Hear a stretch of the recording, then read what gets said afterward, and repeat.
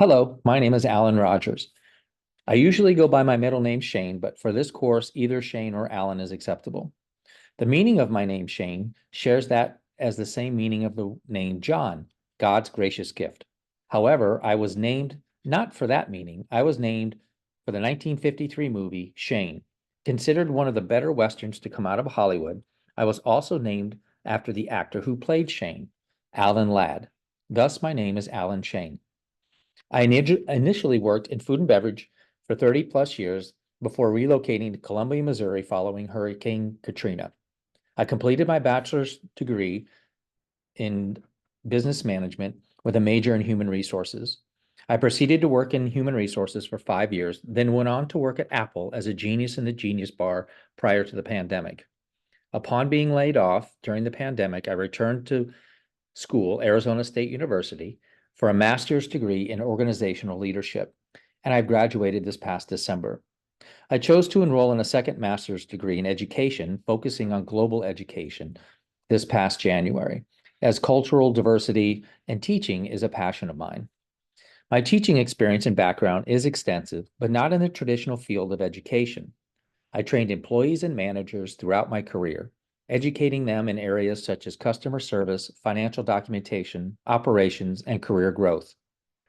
My interest in this program is to obtain the knowledge to become part of a success team or student advocate at a university upon graduating.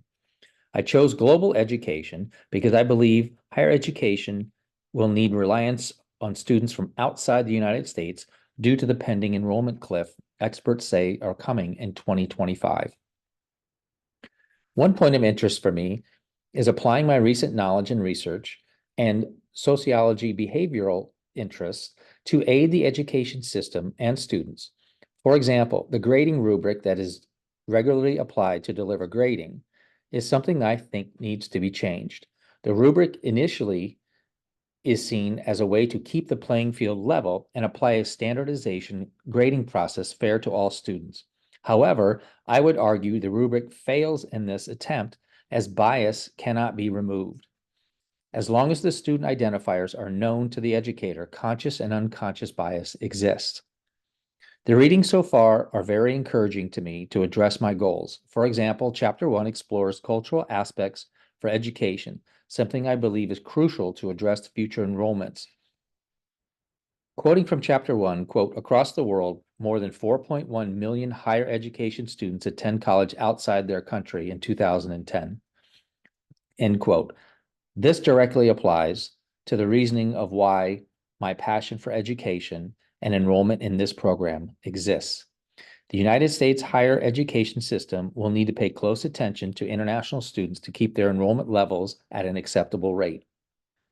I look forward to the continued learning as I navigate through this program, initiating and applying feedback from my peers and professors.